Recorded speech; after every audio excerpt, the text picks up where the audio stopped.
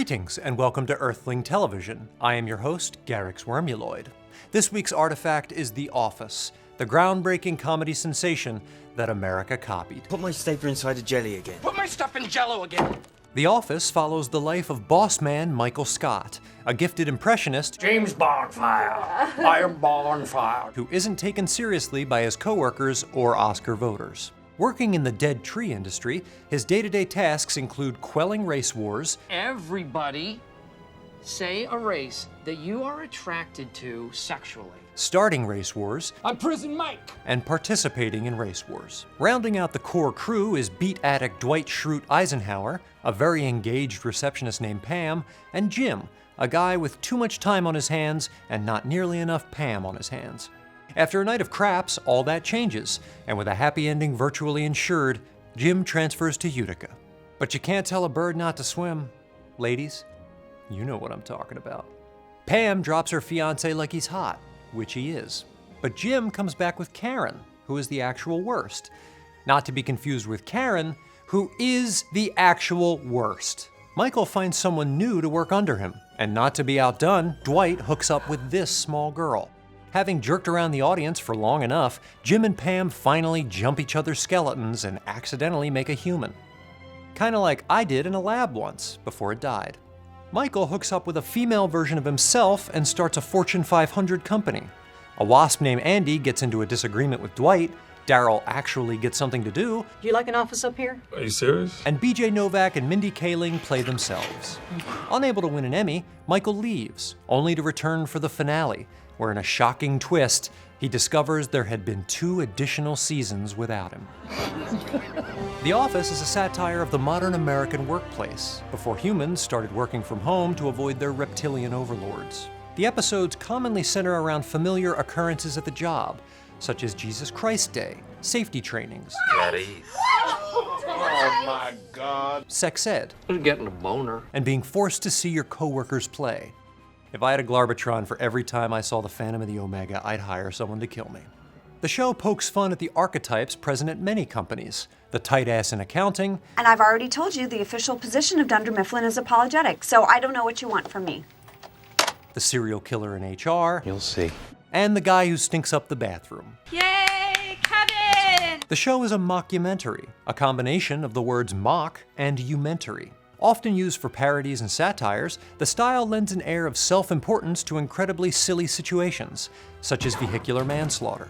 But in The Office, the style has additional benefits and paid time off. To help sell the show's cringe humor, the camera is often used to capture uncomfortable reactions, which totally makes what Michael is saying okay. Furthermore, the form helps convey the darker themes of the show, as characters express their true feelings about their lives in dashboard confessional moments. Last week, Erin told me that our relationship will be proceeding without me. Now I have to see her every day at work. Indeed, beneath the laughs, there's a pervasive bleakness to The Office. Part of this is simply a commentary on the impersonal nature of corporate-controlled environments, before Google issued everyone a beanbag chair and cold brew pills. The Scranton branch is a study of muted tones and Uggo decor, a place where one's ability to express their personality must conform to the corporate handbook. Casual Fridays are canceled. Let's just not. But in addition to the typical drag of toiling for the man, there's a sense that the work the employees perform is unimportant. If I left, what would I do with all this useless information in my head, you know? Dunder Mifflin's business is on the cusp of obsolescence due to the rise of machines. This reflects the business environment around the turn of the 21st century, when several industries suffered as technology provided more efficient ways to perform their functions and circulate dick pics. The show provides an interesting study of the various ways humans coped with their unfulfilling jobs. Dwight acts like Adam Hitler, A never-ending fight, I say to you. jockeying to bolster his standing in the power hierarchy of the office. Jim and Pam distract themselves through flirtation and Tom and Jerry foolery. Angela takes pleasure in bureaucratic posturing and what seems like pedophilia but somehow isn't. And Stanley looks forward to retiring, pretzel day, and a heart attack. Michael Scott is far more difficult to dissect, metaphorically speaking. Physically, it would take me about an hour. While his purported priority is the people in the office, I'm a friend first and a boss second. in reality, he's self-centered. so starved for a real connection that he not only hurts others, but also gets taken advantage of by the very people he desperately wants to please. We coming in on Monday, right? You guys believe me? Come on. Dogs, you know? We're coming in Saturday. Throughout the show, we're forced to sympathize with the way the world continually uses him as a punching bag, even as we recoil from his sexy remarks. Look at you. You're like the new and improved Pam. Pam 6.0. We understand that he can't help himself. His need to be recognized as the good guy causes him to go to uncomfortable extremes. Snip, snap, snip, snap, snip, snap.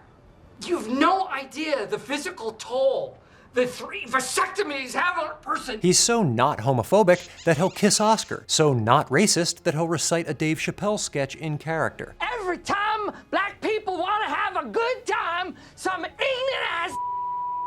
His need to put on a big show in response to any conflict only drives the wedge between himself and others deeper, even as his hair magically grows back fuller each season. Despite Michael's desperation, the show ultimately agrees with his priorities. It's forced relationships with others that matter. True love and friendship are the only things that keep you going when life seems as meaningless as it truly is. And getting late at work makes everything better. Until your wife finds out.